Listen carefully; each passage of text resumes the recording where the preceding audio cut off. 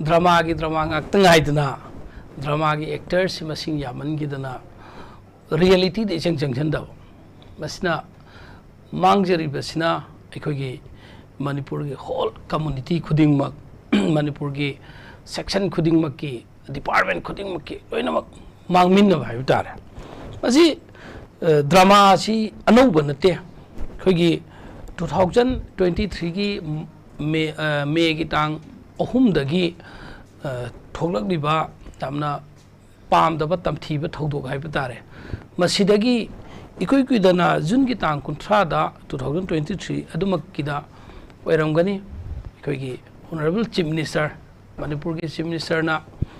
resignation pisan gani governor da chatlaga pisan gani na thogak pada magi cabinet minister anina nupi mayam amaga chief minister gi banglo mamangda punlaga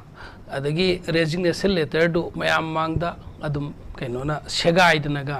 tauki India gi khakta nate pithribi gi malem gi hawjiti chamchau khatlabani na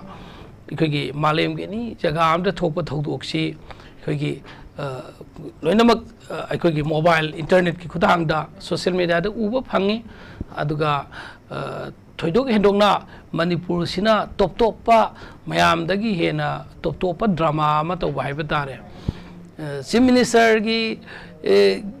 bagi banglo dagi governor gi si governor gi lepham banglo si naton sumang da leimina bai batare ado sam saukhatlaba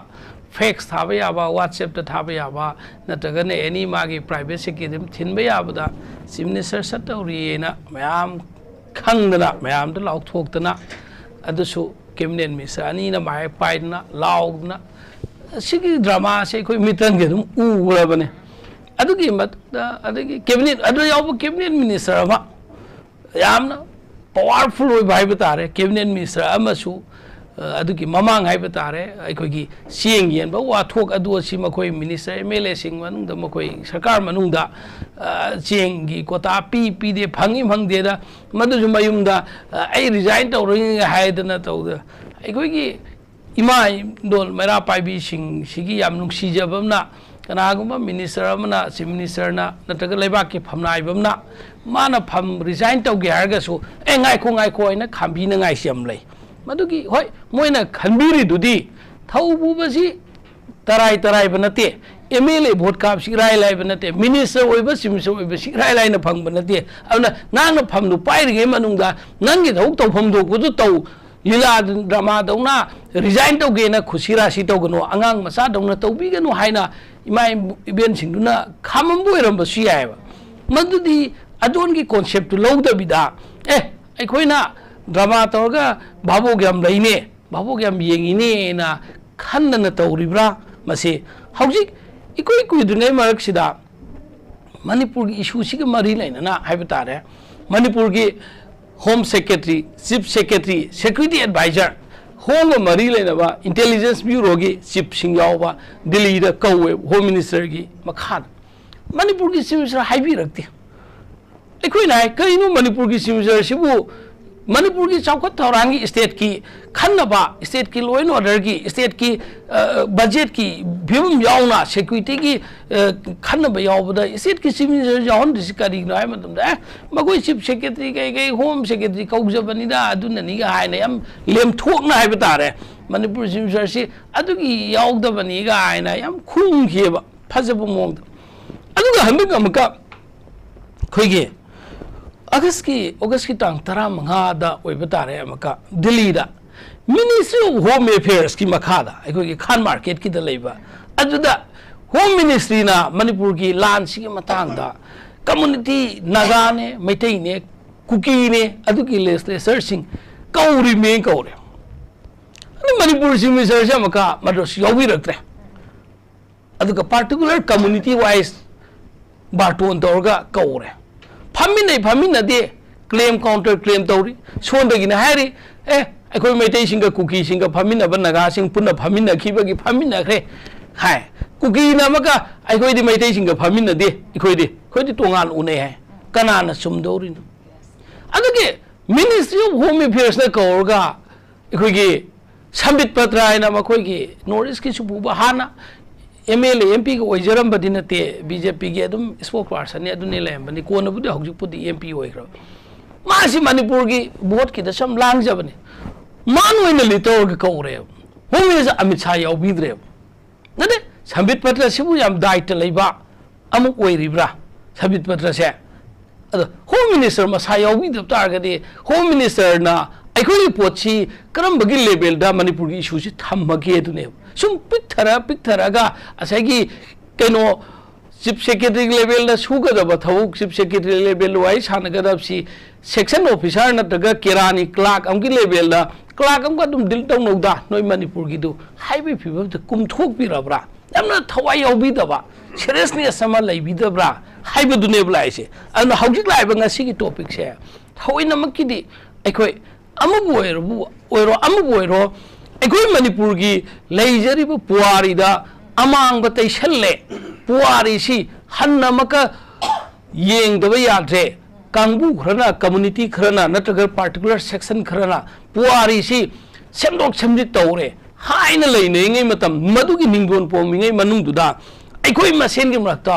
legislature Singh की मरक्ता highway तारे सरकार पाइबा हौजौजिक government पाइबा ruling political party सिंह की मरक्ता कांगबु खरामना कोई MLA तरामापन्ना अदु सिंदोंनाय मिनिस्टर अनि यावना अदु तौरे कैबिनेट अखोई की स्पीकर यावना अदु तौरे न माहारे अदुगी मदुगी इंटरव्यू तौब कांदा मीडिया हाइ ममांगददि अमका मदु फोरेंसिक साइंस लेपकदबनि साइन तौब तौदबदो अखोई थाजली अनसर्टेन करीनो अदगी मारक सिदा चीफ मिनिस्टर की स्टेटमेंट अमका चीफ मिनिस्टर रिजाइन तौगनी हायरमेन हायरे अमका ए मीडिया हाउस नतंग नरगा कोन अमका नोंगाला कर याम थुना अमका ए रिजाइन सोक तौरोय रिजाइन तौगे हाइबा लेती अदुदी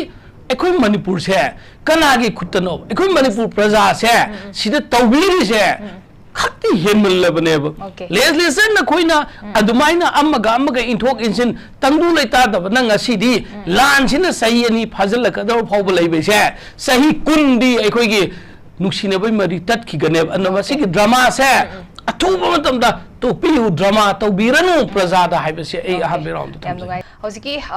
मियाम सु पामनरिबा अदुगा टोंगान बाय खोइ ओजानिन सु हैबिक्रे खोइगी मियामना पामी बसिदी खोइगी कॉन्फ्लिक्ट की सॉल्यूशन पुरक पसिनी कॉन्फ्लिक्ट की सॉल्यूशन पुरकना बखोना द्रिकांदा खोइगी लीडरशिप सिनबगी तौरइबसे मतांग नम जादे हाबो फमदने खोइगी ngarang mokso खोइगी मोरेदगी लांजलकपा खोइ विक्टिम सिंगना फोंदोखिबदा हाइतारे हौजिकी लेरिबा सिचुएशन असिददि खोइगी चीफ मिनिस्टर सिनबा सिनदबगी मतांगना थोलइबसे खोइगी मरम याम जादे थोइबा कॉन्फ्लिक्ट की हाना सॉल्यूशन पुरकना बखोना बियु अदुगा इंटरनल डिस्प्लेस पर्सन सिंगी मराइबक्से हाना केनो तौबियु हाबो वाफमदनि थमिबसे मतांगसे लाक्चनिंगी बसे खोइगी चीफ मिनिस्टर सिंदोकपगी ओइना हारिबसु खोइगी लोइनबक सुनते मागी काउंसिल ऑफ मिनिस्टर द यारिबा अदुगा MLA लेरिबा पुनमक सुनते खरा खकने बस स्वामी तांगसे ओजा कमानी येंबे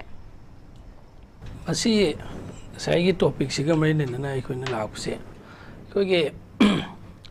चीफ मिनिस्टर सिनबा सिंदबा मसिगी सी मखोई याम चप चाब असेंबदी अखोइगी MLA मिनिस्टर अनि याउना मोय 15 से ngसाइगी अखोइ पेनलिस्ट अतै सिंग स्वाइबीब दुमाइना मखोइना गस लैरगा सेंग ए अखोइ तौरे हाइबा ngamdriba karigino aduga no madu tawbal nati haiba ngamdriba kaigino confused thamba ade masi aduga ngasaigi that 15 gi da home ministry gi makhada kauraga अखोइगी Meitei MLA सिंगनदी बोली sai jagita jena haibiba jajalan haibu maina अखोइ सी terms and condition सी propose तौई सी वाफम जे अखोइ थम्मी अदुगा सुमाइना हाइब करीम फोब ngamdabida over a cup of tea अदुगी टाइप था चा था फमिनरगा सुम शांति की पाउजेल अमा पीबगी मेसेज की मवोंग बा वन लाइन की स्टेटमेंट अमा होम मिनिस्ट्री की तेगी थोगा अगा अखोइ सही नि फादर बे इशू सिदा मसिना अखोइ पेन ग देरो अदो अकंग बन नेक्स्ट मीटिंग की सेकेंड राउंड मीटिंग की सुमतम पीडीएफ अदो कुकी की कांबू की दी मखोइ की सीएस वनसु मखोइ की सीएस ग मखोइ की मिनिस्टर MLA सिंगा स्टेटमेंट सी अमानना नेक टू नेक चनमिनरगा हाइनो बदों तौरिब अखोइ की मसिंग ख्वाइदि यामना यावरिब मैतै की MLA सिंगसिना कैबो हाइब ngamdabase मोइ थोगागा सिमने हाइब ngamdabasi अदुनेब मसी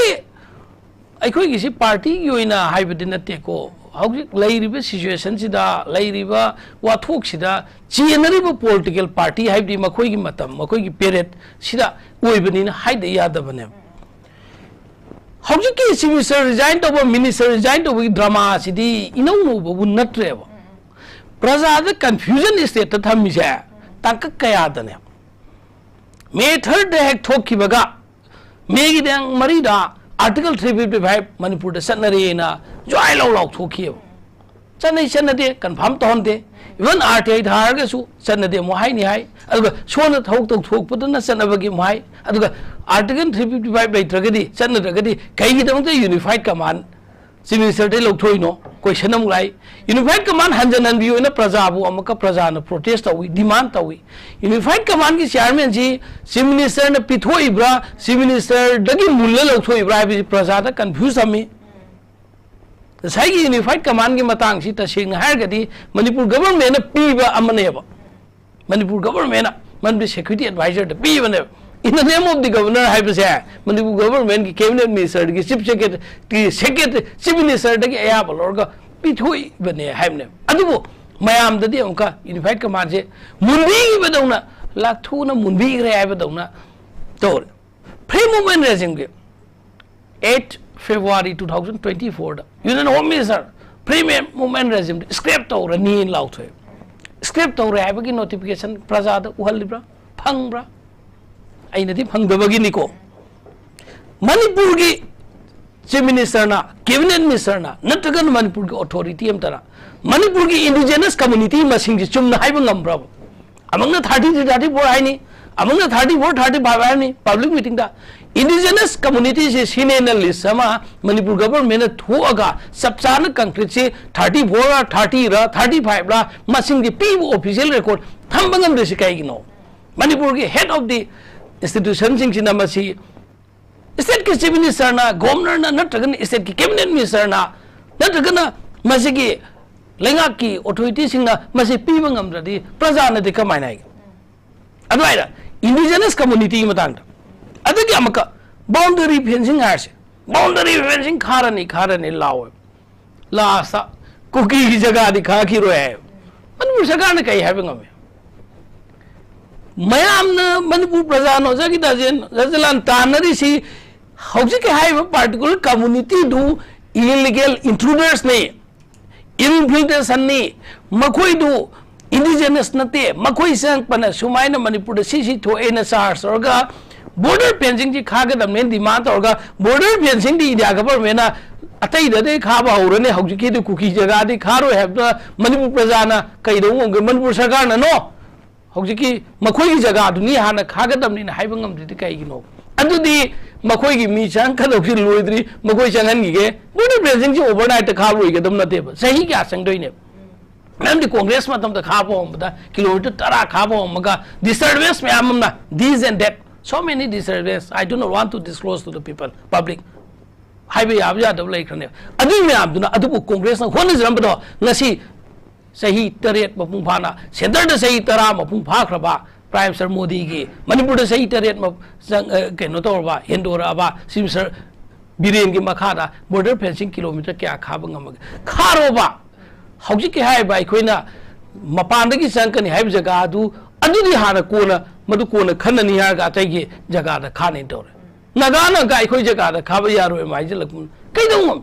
अदुदी बॉर्डर फेंसिंग की जगह तो से मैतै की जगह के ताइना बदु खाना गाई की दमकत्र बॉर्डर फेंसिंग की डिमांड तो से मंदे मैतै दी ऑलरेडी मदु की इलीगल इंट्रूडर्स की क्वेश्चन दो लेते बोट अदवाइदा सुमाइना कंफ्यूजन प्रजा द कंफ्यूजन बसे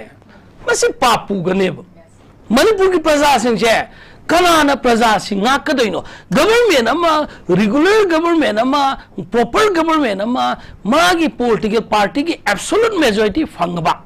अतोप अतोप दोल याउद्रगस एब्सोल्यूट मेजॉरिटी फंगे आइना गवर्नमेंट चलायरगा मखोई की मनुंग दगी डिसेंडेंट में आम प्रॉब्लम में थोका क्याम कुइना इखोइ सि हनखि के हाइदैनो अदु अरगदी लेंगाक सिंगु प्रजा ने लेंगा ngakpa ngamdraga अखोई की आशा से अखोई की फ्यूचर से कदाई द लेरगेबा सही यानी फागदौरबादा 20 किलोमीटर इम्फाल दगी हाइदोकपा हेंदोकपा ngamdraga सही यानी फागदौरसिदा अखोई ngasi ꯑꯩꯈꯣꯏ ꯊꯧꯅꯥ ꯐꯕ ꯃꯤꯅꯦꯅ ꯑꯩꯈꯣꯏꯅ ꯃꯥꯂꯦꯝꯒꯤ ꯃꯤꯌꯥꯝꯗ ꯑꯩꯈꯣꯏꯅ ꯍꯥꯏꯕ ꯌꯥꯗꯣꯏꯁꯦ ꯑꯩꯈꯣꯏꯁꯤꯕꯨ ꯀꯔꯝꯍꯥꯏꯅ ꯍꯥꯏꯗꯣꯏꯅꯣ ꯑꯩꯈꯣꯏꯒꯤ ꯃꯨꯚꯃꯦꯟꯗ ꯗꯨꯁ ꯑꯦꯟ ꯗꯣꯟꯁ ꯅꯍꯥꯛ ꯁꯤꯗꯒꯤ ꯍꯦꯟꯅ ꯆꯠꯄ ꯉꯝꯃꯣꯏ ꯍꯥꯏꯔꯗꯤ ꯑꯩꯈꯣꯏꯅ ꯏꯟꯅꯔ ꯂꯥꯏꯟ ꯄꯥꯔꯃꯤꯠ ꯇꯥꯟꯅꯔꯨꯕꯩ ꯀꯩ ꯑꯔꯊ ꯂꯩꯒꯦꯕ नन मणिपुरी जागी ताजेन नटगना इलीगल चंग पे यारो चंग दे पास भी गदम नि है ना जिरी द गेट थमे माउ द गेट थमे बा अद सोनना अखोई गी मीना माउ द सत पंगम द्रे बा जिरी दे सत पंगम द्रे बा अद ओरगदी अखोई करी दनो सिगी सिचुएशन सिदा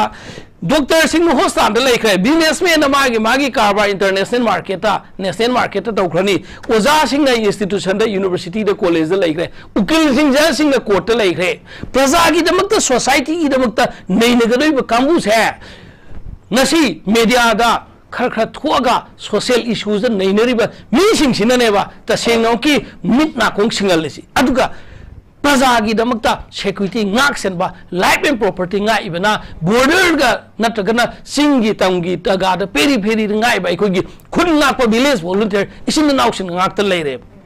स्टेट की फोर्स ना नाप ngमद्रे सेंट्रल फोर्स ना अखोगी नापगी मपुंग फाना तौद्रे ngasimak नाम डेट 15 दा अखोगी शांति की वारी सान तोइनि कम्युनिटी अहुम घक पार्टिकुलर कम्युनिटी अहुम इनवाइट तौरे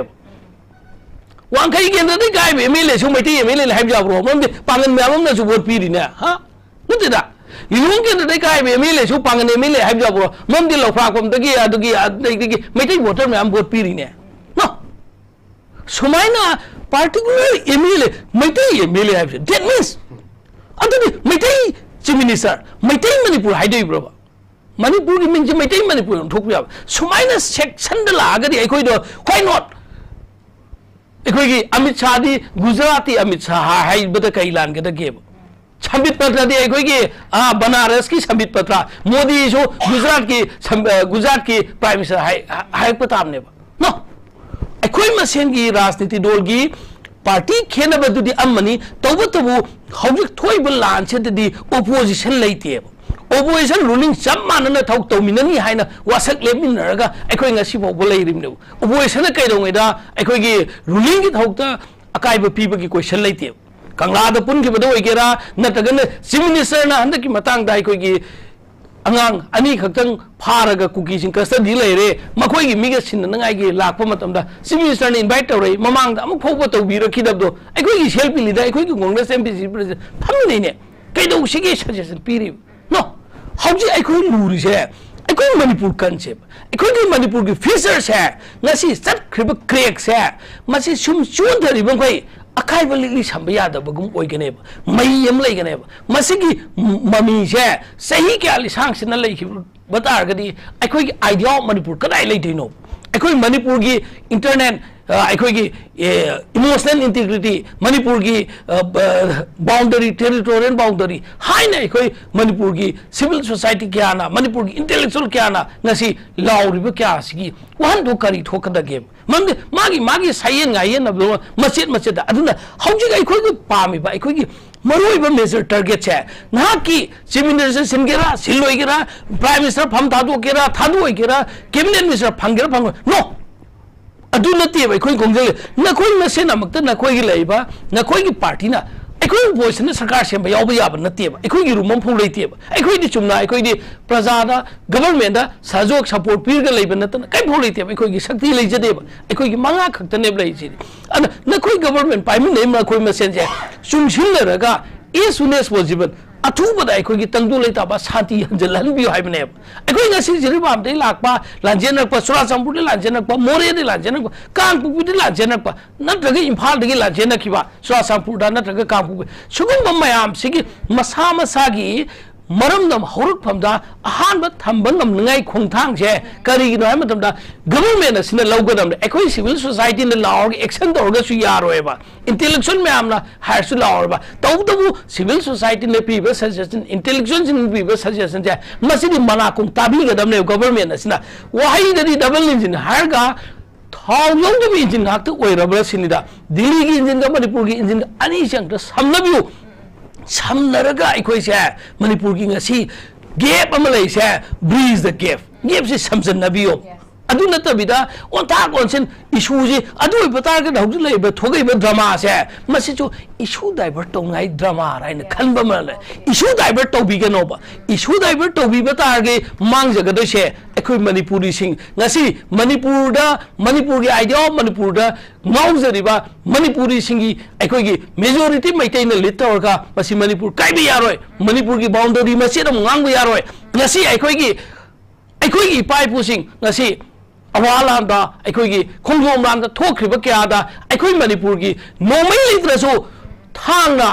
बोमैरी कईना अखोय की थौना फबगी वारी लिनरिदो अखोय की लायोय खरबा इपाइपुसिंगदुना अखोय उसोयद की वारोगनेबा अखोय ngasi खके अखोय की अखोयना आई शक्ति सिनरगा अखोय ngasi हिंगनाय उपाय तौदना नाहना की ओइदा पादबा प्रजादा मिटंग तौबदी अखोय तौखिबा याय तौबदु इन लॉन्ग रन अदु अखोय की लायोय खरबा हलमन इपाइपुसिंगदुनने चेना थमंबा मणिपुर से अखोय की मणिपुरना कासारजोंना संदोमिबा आवाजोंना संदोमिबा अखोय मणिपुरना असमजों संदोमिबा मजुगी मयामदो ngasiदी ओ नखोयना मणिपुर से मचे ताहलब्रा हायना मखोय सोयदकी लाइरेबाक्तगी मखोयना वरोगनी मदु खन्ना अखोय की लीडर सिंग मरुइना हौजी गवर्नमेंट पाइबीबा लेजिस्लेचर सिंगसिनने अखोय मसिगी मणिपुर मचे तादनबा मणिपुर की हौजी खोयबी इरांग से अथुबत शांति लेंगाय होनबसे मसिदा हाना कोक थादबियु नखोय मसेनगी ड्रामा मयामना प्रजादा इशू डाइवर्ट तोहलगा अखोय की इशू डाइवर्ट तोरगा कापनब लेपखरदि फबा इशू डाइवर्ट तोरगा सु कापनब लेपत्रिबा मदुगी मथौंदु तौबिगनो हायबो फम से तम नोइना कोगी ममादसु कोगी ओजाना सोंसा हाबिख्रे चीफ मिनिस्टर से रिजाइन तौगनी ने चे पारगा थलोबा मतम दा कोगी प्रजा मियामना हाय दारे कोगी रिजाइन तौबा मतम चादे नंग कइदु करिगी दमकता हाइदी हौजिक लैरिबा इरांग सोल्यूशन दबिदे रिजाइन तौगदरिबनो ओन अखोय खोंजंग म्याम चंगसंगी बसु लैरे मदसु कोगी पॉलिटिकल ड्रामा ने हायना हाइगी बसु म्याम लैरे हंदक्सिना अमु कोगी बीजेपी की एमएलए कोगी अतोपा पार्टी खरगी सु यारा कोगी तराबा पन्नामु चीफ मिनिस्टर जे लोसोलबा मेमोरेंडम पिसनकिबा सिगी मतासु पॉलिटिकल ड्रामा अमसुलैरे हारी बस हानरीबा पॉलिटिकल ड्रामा से अखोगी पब्लिक सिंगी रिएक्शन से येनिंगबगी ओइदो जाला पब्लिक सिंग करी रिएक्शन तोरपगे हाबिगी मोंग से येनिंगबगी ओइदो जाला हाइबो वफनदि ओजा तेंतना थंबियो रोयबोइना मसी मणिपुर की ओइनदि कांग्रेस की एमएलए मंगा खक्तनी काजरे से सिट हुमफु लैबे मनदा अदो अतै लेमहौबा सिंगसिदि बीजेपी अमदि बीजेपी गा पुंजिनरगा सरकार सेमप्रबा ngaktani अना हौजिक मणिपुर दा तंगदू लेतादबा मा तंगतादबा मा तंगताबा फिबम अमा लाक्त्रिबसे गवर्नमेंट की सरांगनबा लेबसे मसिददि ओपोजिशन जी कांग्रेस नि हाइना खनबिबा लालनी ओपोजिशन जी विदिन द रूलिंग पार्टी ओइदैने हौजिक थोगैबा तरागा मापन दसु बीजेपी की ngaktनेबा नत्रगना अतोप पॉलिटिकल पार्टी की एमएलए तरेत लेबा मरी लेबा मंगा लेबा जे कांग्रेस की एमएलए नतेब अना हौजिकता political unstable lama oiriba within the ruling government BJP manungda sarang na bo oibaduna ngasi praja singda amaka sarang nahali ana mayam da ina appeal tawjaning badi khoi congress ko ina handa ki tam si hoi lok sabha gi de khoi mayam gi mandate phajana pidana congress na sit ani mak mai pang na chauna mai pakhi adu state assembly election di khoi masing yam pikna manga kha kabanina अखोइना Manipur अवोनबमा Manipur की शांति हंजनगाय होनबदा अचौब थौदांग से अखोइना सबसाना मांगजिन थाबा ngमखिदबा मरमदि अखोइना याम कन्ना होनरिबा खरसिदसु अमका बदनाम तौबिरिबनि नखोइ opposition नखोइना येलिमनेना अदना अखोइना हाइजनिंगबदि होय मखोइगी ruling Paribas government की मनुंगदा मखोइ मसेंदा opposition की मसिंगसी वांगना लैखिबना मखोइना ngasi drama si tौदन लेबनी नखोइ मसेन की मनुंगदा रूलिंग विथिन द गवर्नमेंट दा ड्रामा तौबिरनो अदुगा ड्रामा तौबगी महता नखोइगी चपसाब स्टेन अमा लौबिरगा अखोइगी मयाम पैनलिस्ट मयाम नाम दि मणिपुर की पीपल लाख क्या सिन पामिबा अहानबदा शांति हंजिन बाइबसे सिगी अहान स्टेप सिदा थुब मतमदा तौबियो कांग्रेस ओपोजिशन ने हाइना ट्वीट तौरगा असाइगी बनाम तौफम अमा सुम मयाम द कंफ्यूज चलहनबदुसु तोपीरो हाइबो वाफम जे थमजन ओके